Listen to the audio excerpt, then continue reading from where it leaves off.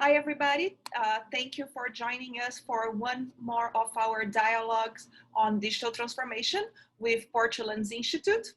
Today, I have the honor to interview a woman that I admire tremendously, Emma, and talking a little bit about her background. She has led global and regional teams for EY and Accenture.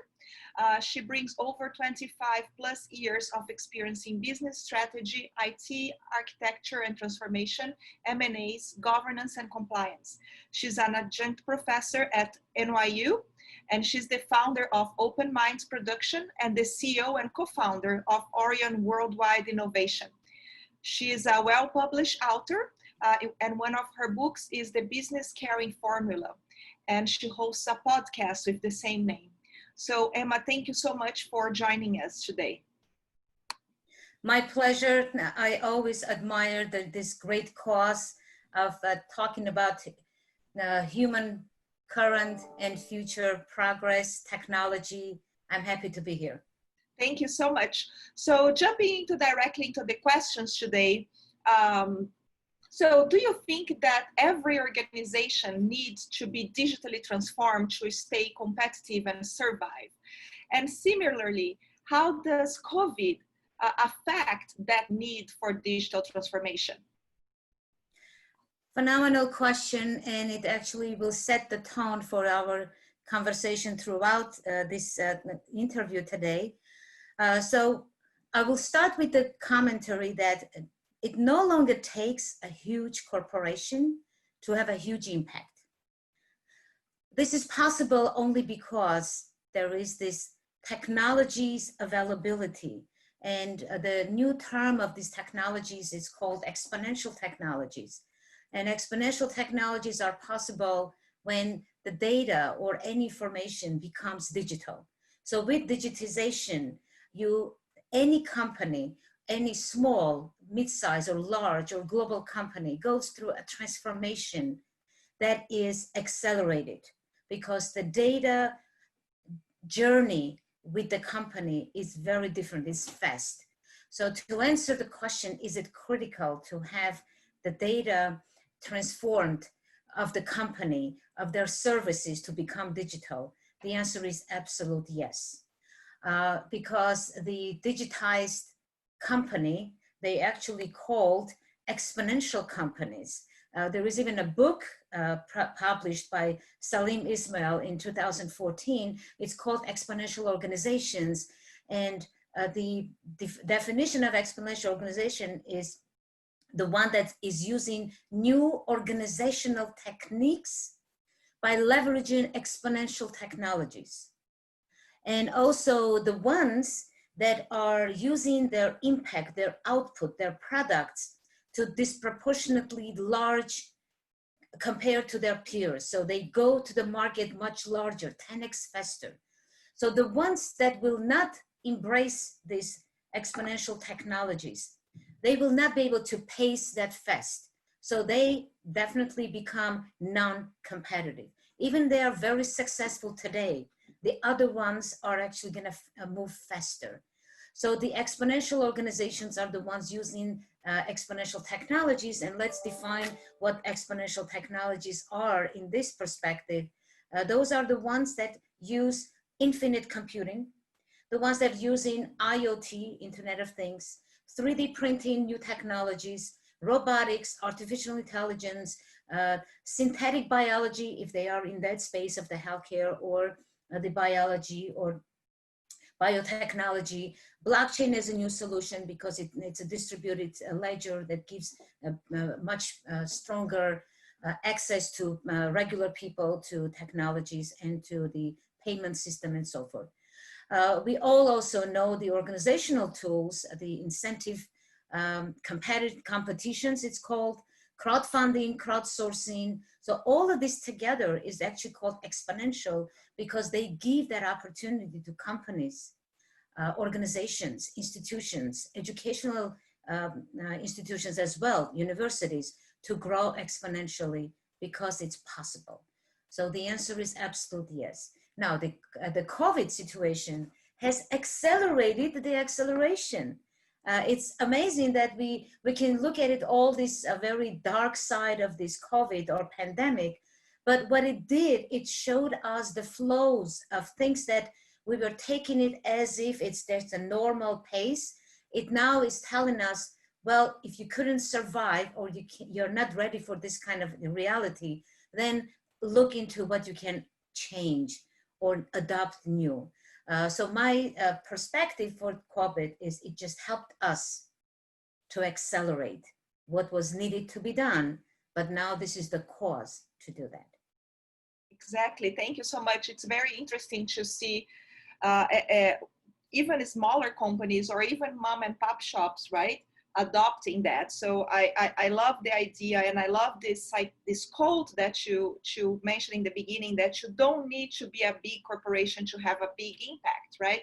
Even around my neighborhood, when I was driving the beginning of the pandemic, everything was closed, right? Nobody knew what to do about it. And nowadays, every little restaurant or bakery is in one of your apps in your phone, right? So it's very interesting that you actually, everybody can keep working and you still can access those goods even in this. So I really, really love that quote. And similarly, here is the role of leadership, right? So what is the leadership and culture that's needed to ensure digital transformation does not exacerbate the global digital divide, but also allow these companies to be competitive around COVID? Well, as we know, technology stays as technology. Humans are the ones who activate, elevate, or use it. So definitely it comes with the specific skills of leadership because it's a change. For a change, you need a leadership, pioneers, or people who are able to not only to change, but to help others to adapt as well.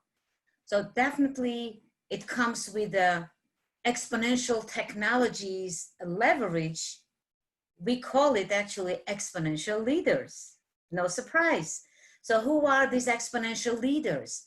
Exponential leaders are the ones who actually have this new mindset of being able to use something that's so new, but they're able to see the progress, and if they're really strong leaders, the positive progress. So they actually even transform something that may be a negative one. I think later on we can talk about the impact of the technology, so it doesn't hurt the society, but it brings the good. But the exponential leaders are the ones who have this moonshot thinking, which means they try things that nobody else is doing it, and they become the pioneers to take followers.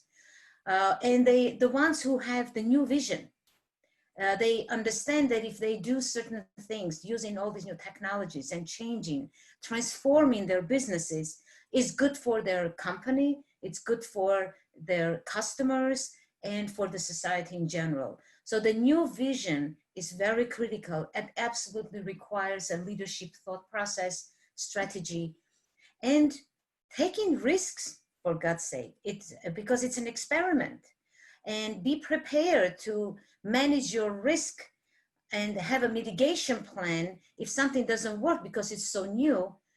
You are able to actually disrupt yourself because you can't just do things halfway because the real new may not work.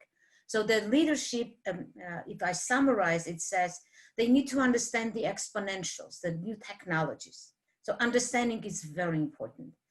Leveraging those technologies, start using them. And when you use them, they actually make it more moonshot thinking, which means they plan big because they can, because those technologies bring exponential growth, as I just mentioned. And develop a new vision and absolutely experiment. And I love this sentence, disrupt yourself before you disrupt somebody else or some industries or the society. That's wonderful, but unfortunately, I don't think everybody is born or is able to cultivate leadership skills, right? Or disrupt themselves. So in that sense, what do you think is the role of efforts like reskilling or upskilling or lifelong learning in becoming future ready? And really, as you mentioned briefly, adopt the technology that actually can benefit you and your company and your group, your community in a way that's positive? Very good analysis of not everybody is a leader. And as a matter of fact, we don't need everybody being a leader. The role of the leader is to be able to impact, engage, eventually have them adopt and follow this new. So there are a lot of people who are ready to be skilled, learn new skills, but then they need this drive, like where are they going? So that's why the exponential leader has to have that vision, so then people will follow. They will know where are they heading to go. So we need more followers than leaders, but in order for followers to create that collective value, we need those leaders to actually embrace and encourage them. So for the followers though, it still requires the skills. They need to understand exponentials. They need to learn about the usage of these new technologies. For that, you don't need to be a leader, but you have this interest, curiosity, what's going on around you. You're not falling behind, because that also is make you non-marketable, and the job market is not taking you in. So for the rest of the society, I think, thank God, all this online, again, COVID kind of taught us, be more disciplined. Even if you're working from home, put some time for your study or for your family and for your friends. So you become more organized of how you actually stay active with all the components of the society. So learning and skills is very important. And identifying leaders, like people who see they have a vision, and embracing their vision and be part of it. So that creates this combined power together, the leaders and followers together. I love that. I love that. I love this idea of the collective value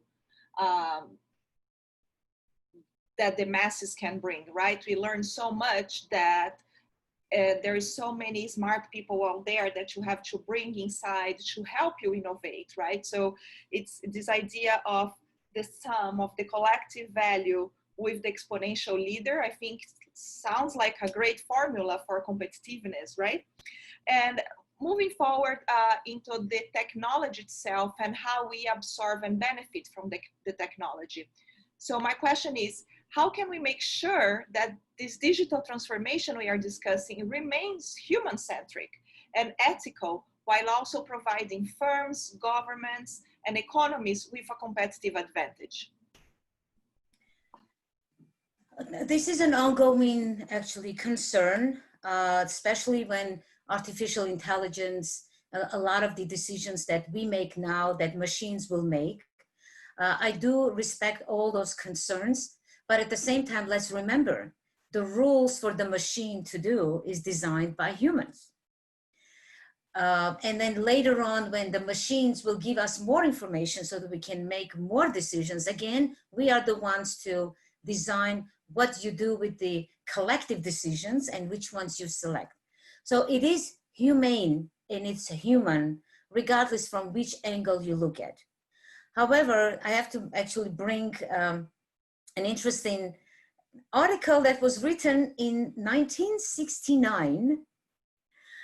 Actually, be very precise, March 4th of 1969 by Paul Goodman, who was actually, he was working with MIT Institute professors, and they were so worried about the technology that is going to become non-humane.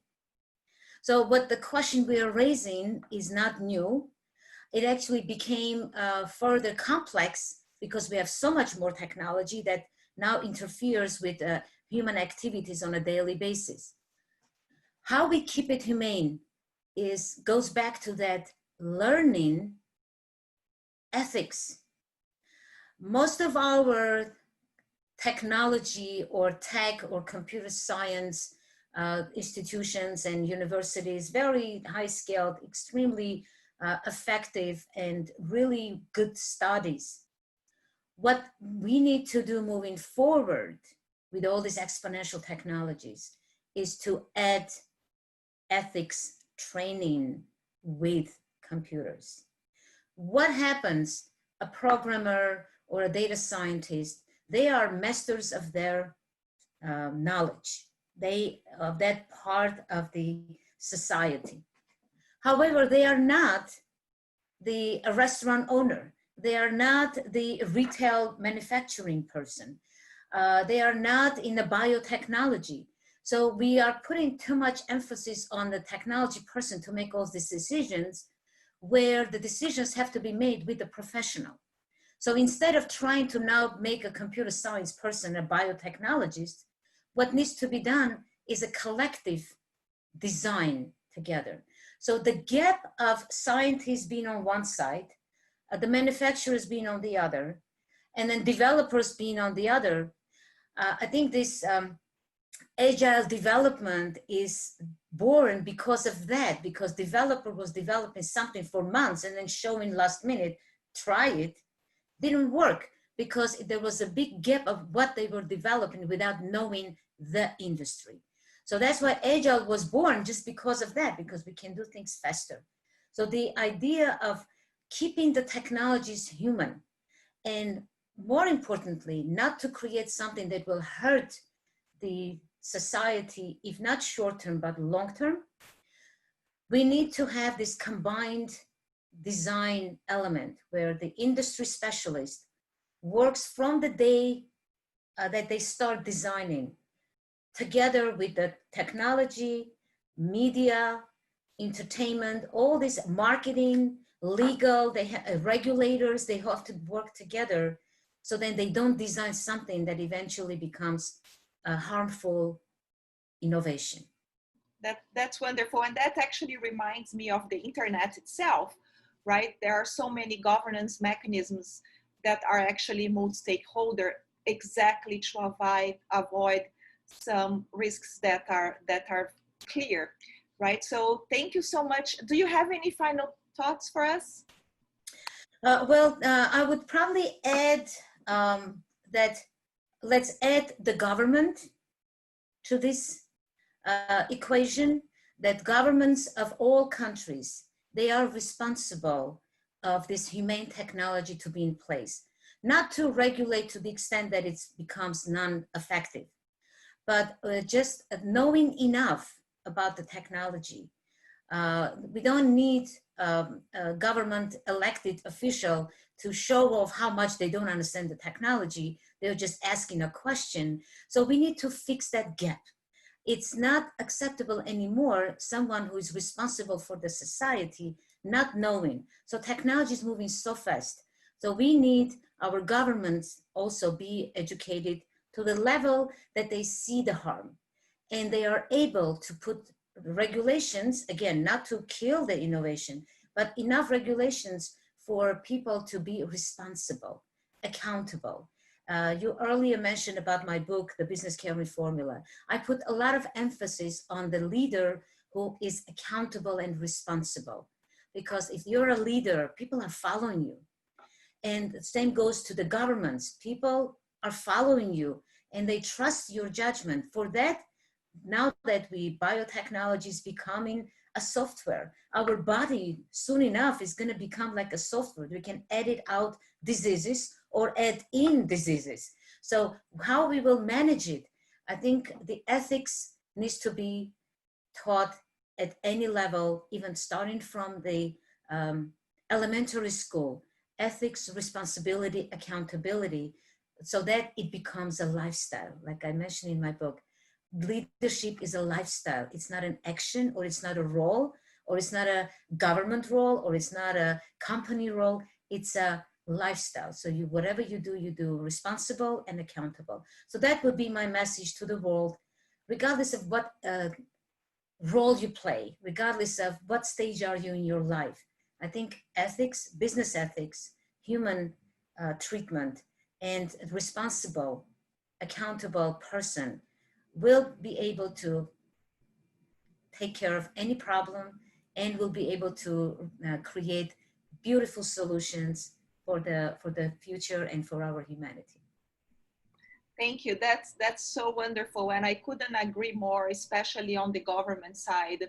And more, we see so many governments really investing on their own digital transformation, and with the lack of some knowledge or even an internal program, right? We'll see in the US a couple of efforts trying to put technologists within the Congress, for example, and I think this should be a global effort.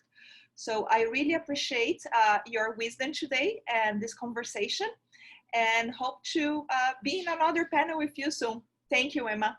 Thank you so much. My pleasure.